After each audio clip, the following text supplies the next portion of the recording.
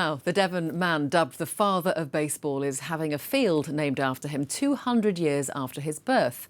Henry Chadwick was born in Exeter in 1824, but moved with his family to the United States as a child. He went on to play a leading role in the sport's evolution, and now the Exeter Spitfires team is naming its first home pitch after him. Andy Burkitt has the story. Henry Chadwick was a fervent advocate for baseball and specifically improving the game. For me, his promotion of and really emotional attachment to the game, it was very personal with him. And it's just really interesting that that's true of a guy who did not grow up with baseball. In fact, he grew up around the corner from here. And the Spitfires' new home will be known as the Chadwick Field in his honour. The fact that he was born less than a mile away from where we're stood now and less than a mile away from where we're going to be playing baseball, I just think that's such a coincidence and such a poetic thing. In his autobiography, it says that he used to play a game similar to baseball on these very fields, and it just feels fitting that 200 years later we can be marking that and doing that for ourselves.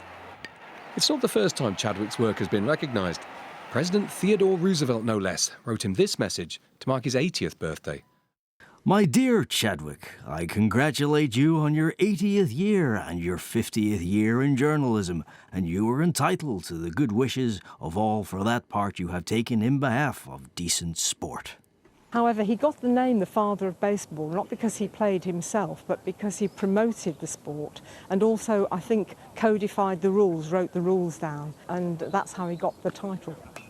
But for those that do play here in Exeter, finally having their own field will make such a difference. If you look around, you've got people from all different ages, different genders playing. There is a demand there to play, but sadly facilities were probably lacking. So to have a purpose-built field where people can come down 24/7 and play such an amazing sport is massive. With the first cuts in both the turf and, of course, the birthday cake, the creation of Chadwick Field has begun. It's amazing, and it should be celebrated, Exeter, that here's a guy who made significant contribution to the U.S.'s national pastime. Andy Burkitt, BBC Spotlight, Exeter.